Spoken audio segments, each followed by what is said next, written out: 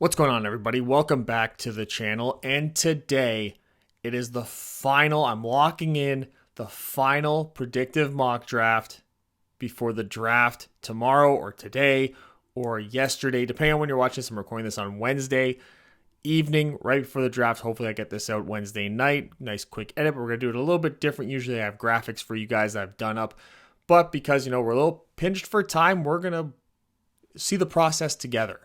And you're going to watch me go and do it. I'm going to put that up there. I'm going to become really little soon. And we're going to start right here with the regular draft. And I'm using the draft database site. And I got a way around it. Don't worry. The trades are weird, but there will be trades because this is exactly what I think is going to happen. So we'll kick it off. And it's Carolina. There was an interview with the Panthers GM. And he was glowing like a little simp when talking about Bryce Young. So that's going to be the pick, Bryce Young.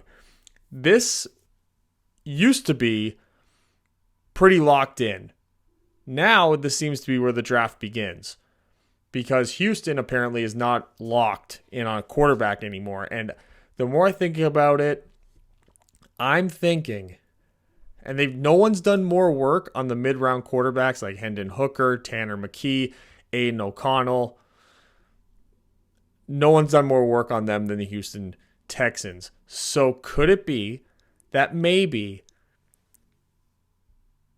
they punt this pick? They punt quarterback this year and they look at Caleb Williams next year. They look at Drake May next year as better prospects than the ones they can possibly get now and are actually maybe willing to trade up depending on what they get in this draft and how good they are.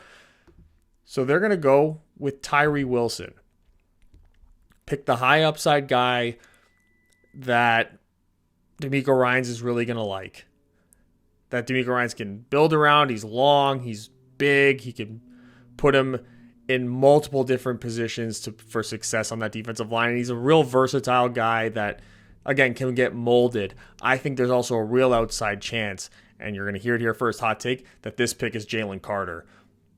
But I digress. Arizona, I'm going to say that they are going to trade out of this pick, but I don't think they're trading very far at all. And we'll simulate it for argument's sake here. Arizona and the Indianapolis Colts. I think the Colts will give up a 3, and then they'll probably give up a 2 next year to move up the 1 spot just to guarantee their spot, just to guarantee their guy, Will Levis. Spicy. It might be.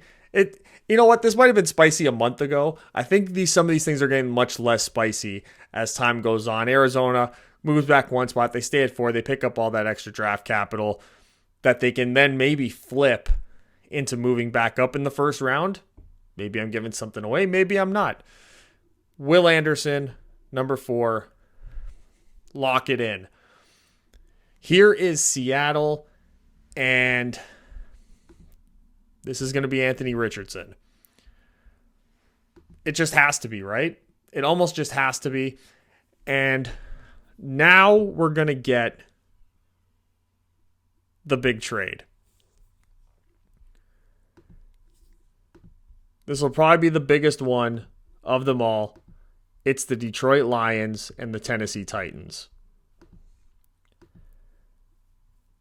Tennessee's going to trade at the 2 to move up. It's probably going to cost them.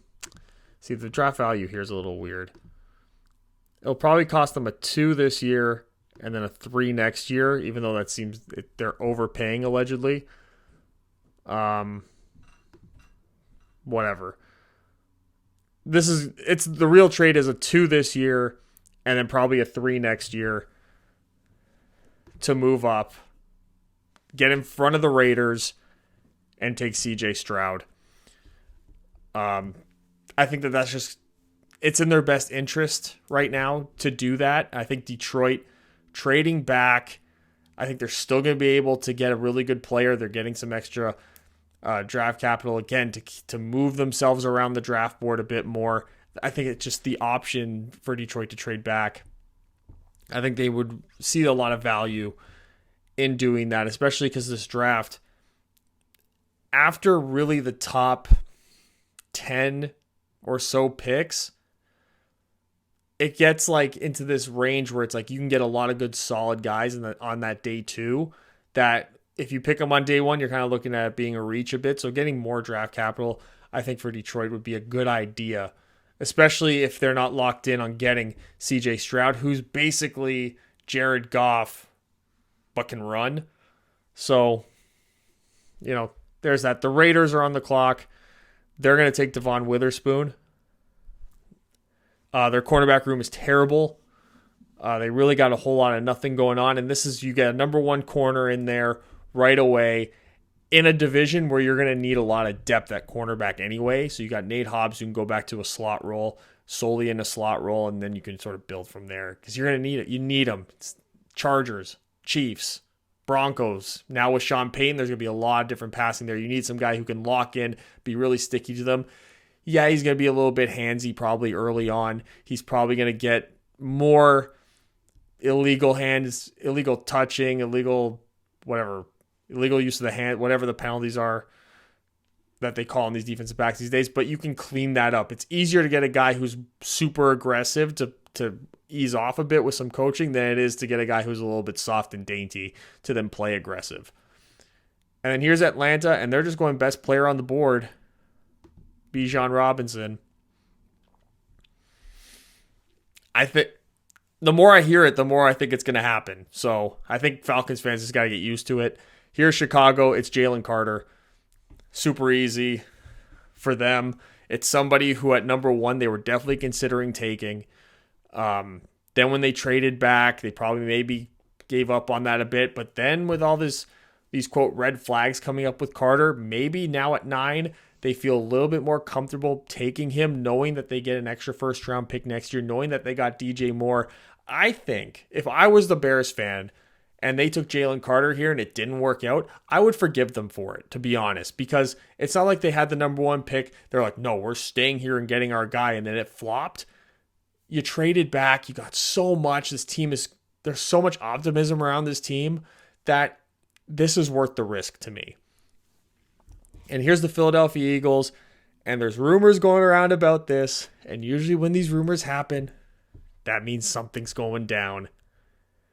Jackson Smith-Njigba going to the Philadelphia Eagles at 10. Man, I mean, yes, I called it. I'm calling it now. Here's Detroit. They traded back. Super easy. Christian Gonzalez. Detroit fans, I should be your GM. If, of course, I was the GM for everybody else. So now here's Houston. They had Tyree Wilson. So now this is an interesting direction you can go in. And to be honest, I think this is a prime trade down spot. I feel like they are going to want to get out of number 12, because they're not going quarterback. All the quarterbacks are gone. If they do go quarterback, it'll be like Hooker or Tanner McKee or something like that in the second round. Maybe Clayton Tune to go in there and compete. But it's going to be Pittsburgh coming up. What will they need to give up? 80 and 120? You think 80 and 120 is a little too much? Let me see something else here. What if they get 49, but then Houston gives 73? 73, and then they give up 120. What about that? So Houston does get an extra pick. They get to move up big in the second round from, early in that early third round pick at 73, turned it to 49, and they also get 120 in the process. And Pittsburgh also still gets to pick. They don't just give up after the third round and have nothing to do after that. I like that. I like it. Pittsburgh trades up, and they're going to take Darnell Wright. They're going to get in front of everyone. They're going to make sure they get their guy, because there's a lot of teams right now that are going to be probably very interested in going with some of these linemen. Green Bay. Now, this is tough because they moved up from 15 to 13 in the Aaron Rodgers trade.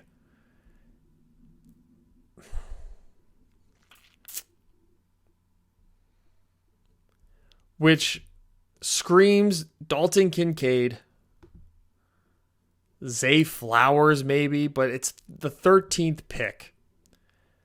Are they looking at the receiver class and seeing that they have an extra second round pick now and thinking maybe we can get a third receiver in the second round, that second batch of receivers, maybe even move up if we have to. And instead, Nolan Smith.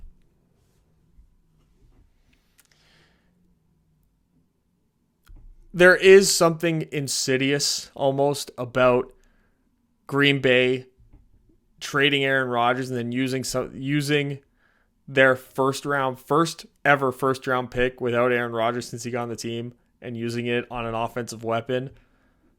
But I do think there's no more value in Nolan Smith coming in and then being able to move on from Preston Smith and having a guy like Nolan Smith who can be a great pass rusher in the league, who's very versatile. You can even play him at linebacker, at off-ball linebacker sometimes if you want to go a little bit bigger with Kingsley and Agbari and stuff. So there's just a lot of potential there. Here is the Patriots. I think this is easy at this point. Paris Johnson. They need tackle help, and Paris Johnson just kind of falls right into their laps. I think that that's a really ideal situation, ideal pick for them. And then the Jets, they go Peter Skoronski because they got to get an offensive lineman for Aaron Rodgers. So I think, that's just knocking it right out of the park, if you ask me. The Washington Commanders, they denied picking up the fifth-year option on Chase Young, which I think was expected. I wouldn't be shocked if Chase Young is traded on day 2. I wouldn't be shocked if Chase Young was part of a trade up for them to get one of the quarterbacks. I just didn't really know how to really want to work that one out. There's a lot of moving parts in that one. But don't be shocked if Chase Young is part of some sort of trade here on draft weekend. But assuming that, he isn't coming back, so they got Montez Sweat, so why not? They go Lucas Van Ness. Chase Young has been hurt the last 2 years, basically. Hasn't really played a lot. He's in the last year of his deal. You're not bringing him back for that fifth-year option. Dump him. Sounds harsh, but dump him. Here are the Houston Texans. So we traded back with Pittsburgh. And now we're sort of sitting here going,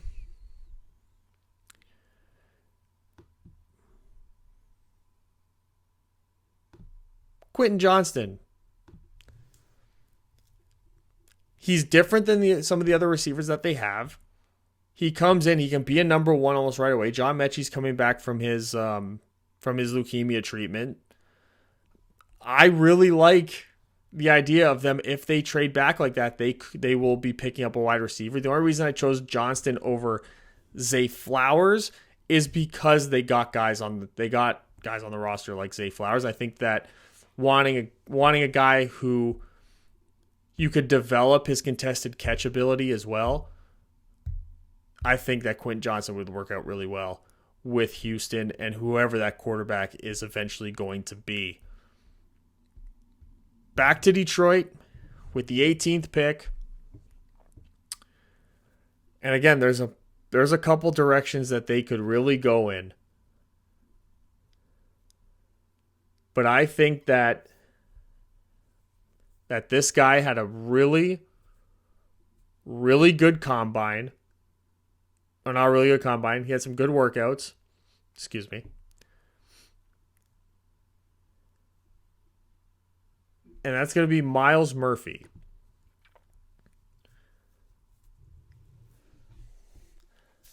I think that he did what he could to get himself back into being a really solid first round pick and a top 20 pick to a team that I think could really feel themselves using him.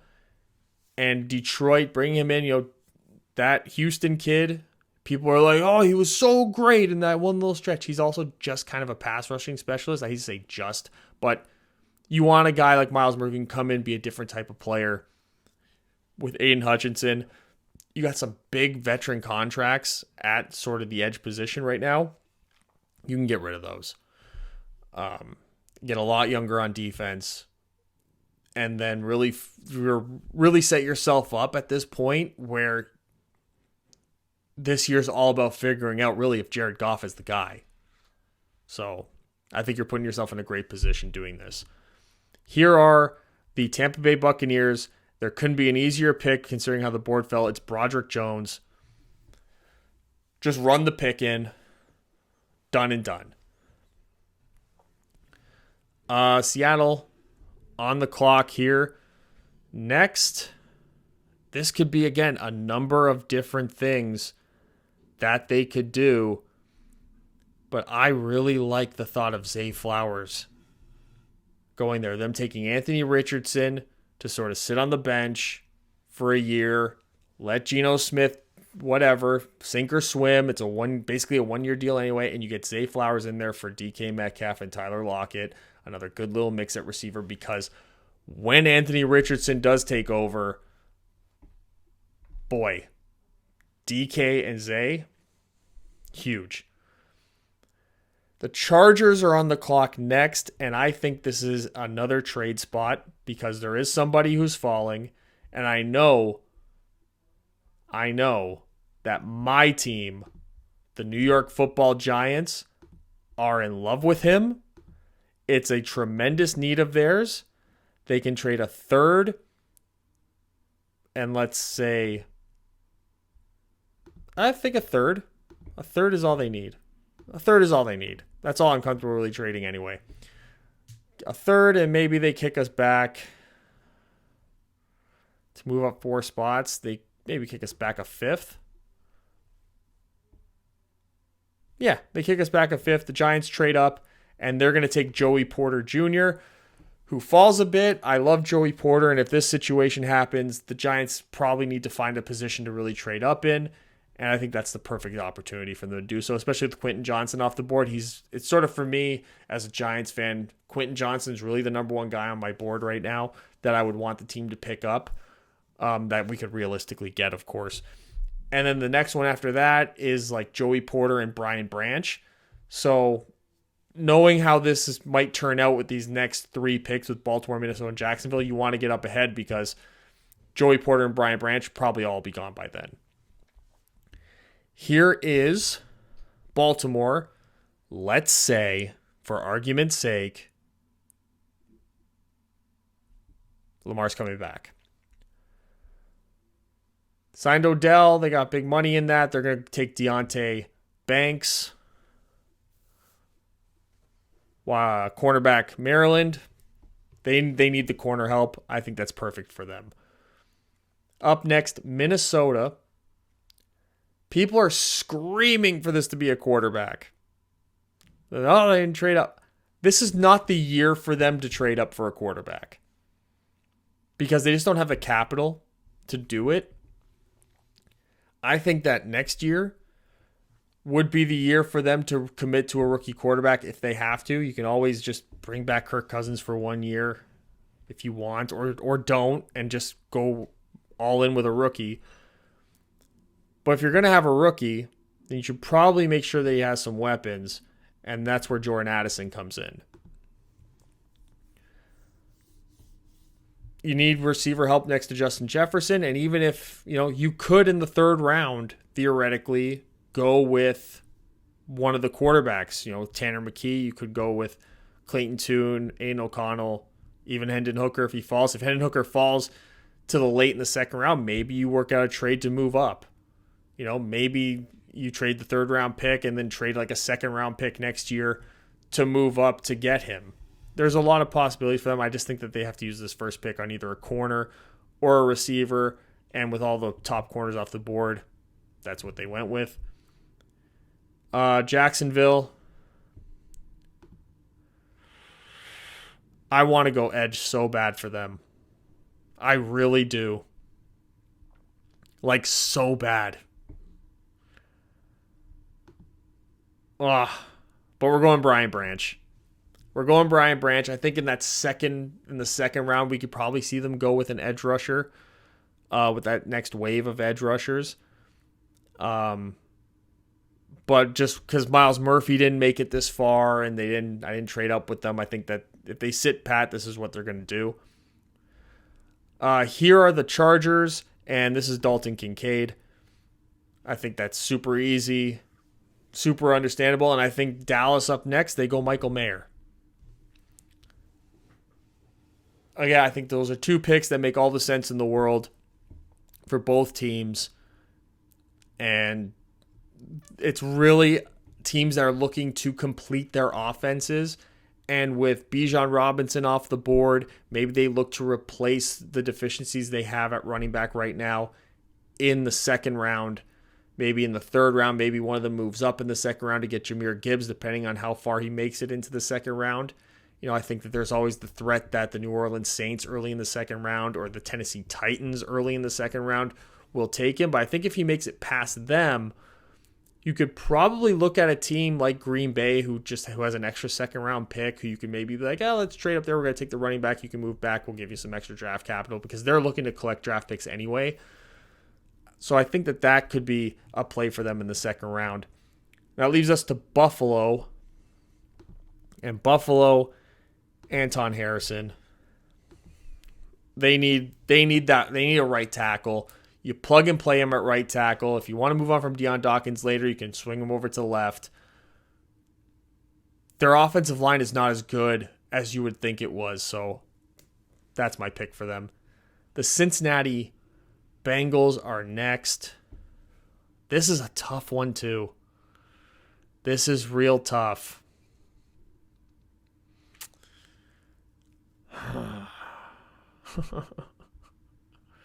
It's tough. It really is. Because I'm thinking DeJuan Jones. There is a part of me that wants to do that. But I do think that this is the moment here, where Arizona uses that little extra draft capital that they have to come back into the first round. Cincinnati feels comfortable moving back. They send the 79th pick. They get back 131. Maybe they don't have to trade the 79th pick. Never mind. Maybe they don't have to do that. Maybe they just give 96. They can give 96 and get back 163. So Cincinnati gets to turn a 5th round pick, move up 70 spots to move back 6 in this round, and maybe, who knows? Arizona comes up here. They still have some good picks coming up. You can look at the corner room here, that maybe they're coming for one of those, but I really like them coming up and getting Brian Breezy to pair up with their other first round pick in Will Anderson. This is Jonathan Gannon building his team the way that he had it in Philadelphia, where it was so dominant, which is in the trenches. So I think that people are not really thinking in that direction all that much for Arizona. I think that's the direction they're really going to go. And if they can get some extra, they can move back a little bit, still get Will Anderson or get a Tyree Wilson, depending on what Houston does, and then be able to come up, get Brian Breezy. I think that's a big win for them.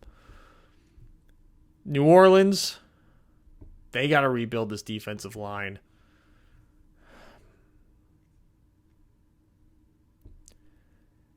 He was invited to the draft for a reason. I don't necessarily agree with it, but Keon White to the New Orleans Saints, they're the team where they could really go anywhere, and this seems to be the spot. Philadelphia, they took JSN with the first pick, and they're going to go with Kalijah Cansey here with their next one.